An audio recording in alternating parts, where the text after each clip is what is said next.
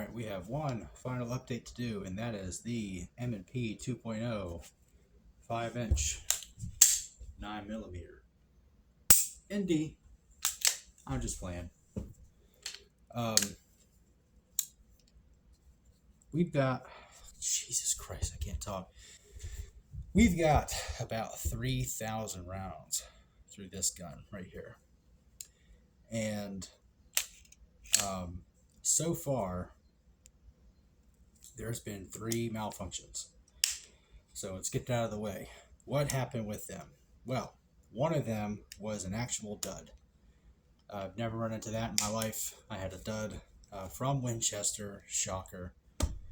And the other 2 were a combination of snap cap breaking and shaving off brass inside the striker channel, and really, really hard primers. The brass shavings did take up about 1/8 of an inch inside the striker channel. I have talked about that in a previous video, and I did find out which rounds I was using. It was some Turkish, oh man, I can't even remember. It's got a D, an H or something in its name. It's a black box with a crown on it, and they were loaded quite hot, and they did have hard primers. They were significantly louder than 115 grain white box, Winchester white box. So I think it's a combination of that. Now, it did get through 48 of them without a light strike, and once I hit it again, it went off. Then I went and cleaned the striker channel out, and I put another 2,000 rounds through this thing without any issues whatsoever. So, I know we're definitely over 3,000. I think we're actually probably around 3,500 rounds, but we'll say 3,000 for now. So, as you can see, there's a bit more wear on it, especially on the top of the chamber and certain parts of the slide. Yeah, the lighting kind of sucks, but deal with it. Internally, there's not a whole lot more wear. You know, your standard finish wear on the rails. Smoothing out of parts like the safety plunger for the striker doesn't feel as mechanical. It's just smooth pull all the way through till you feel that click, and that's the wall. So you got the wall. What the fuck? Oh, okay. So you got the wall, and it breaks. That's it. Reset. Right there. Then you're right at the wall. It's a good trigger. I mean, it's better than a Glock trigger, but you know, that's not saying much. I'd say this has a better trigger than the P10 that everybody says has an amazing trigger. I think this trigger is lighter than the P10. Not quite as crisp, but lighter. And for me, I could shoot a lighter trigger better than a crisper trigger. And I'd say it's slightly less good than the VP9, a Canic, or a Walther. But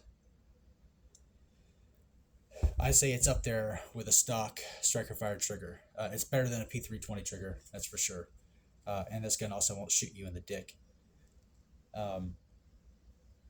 Or get you killed by ice. That was kind of funny. But what we have on it so far is I did have to buy more magazines. So we have magazines. I didn't buy, I couldn't find any of the tan base plates, so I actually painted these. These are originally black, and I thought it looked ugly with a black base plate. I do know the theme of the build is black and tan. It matches my rifle, but you know, these magazines, black just didn't, you know, it's not the right place for the black to be. So I painted them. They look less bad. I'll probably buy even more magazines at some point. The magazine, or the slide release, is, you know, works just as well as it has always. The position it really wants to be in is the up position. It has a detent. To keep it up, you have to push it down. There's no wear on the extractor. Uh, this has not shown any signs of wear at all.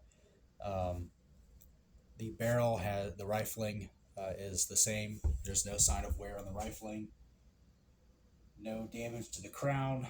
Um, we do have a Surefire X300U on it. It's very, very bright. I did have to add some tape to the back to take up some of the space. I probably should use black tape, but I didn't have any black duct tape. I had white. But just to take up that space. And I do use the Glock rail on it. The Picatinny actually wouldn't fit this. So the Glock rail does, and it's secure. This thing's been dropped many times, even while loaded. Hasn't shot me in the foot or the dick. I probably carried it almost every day that I could carry it since I bought it, I believe in November of last year. So I've had this almost a year. Put over 3,000 rounds on it. I do trust it with my life. I think it's a fantastic handgun. I'm not quite as good at shooting it at 100 yards as I was my CZ, but let's remedy that, shall we? One of the upcoming projects is replacing this slide with an optics-ready slide and getting a holosun. I don't know which holosun I'm getting, but we'll see.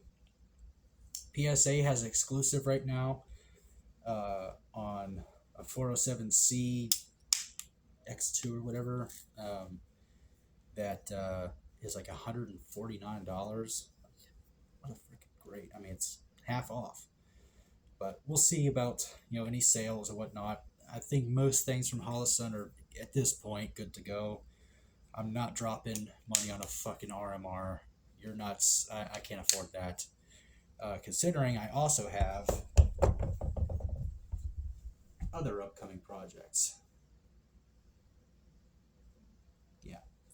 So we might do this first, and then we might move on to the dot, but I have two different savings right now. I have some saved up for the pistol, the red dot and slide. The slide is going to be right around $300. There's no way around that. Even milling is going to cost between $250 and $300, and a lot of time. And I don't know. I just don't feel like waiting all that time. So I'll pay like $50 to $30 more and get another slide from Smith & Wesson.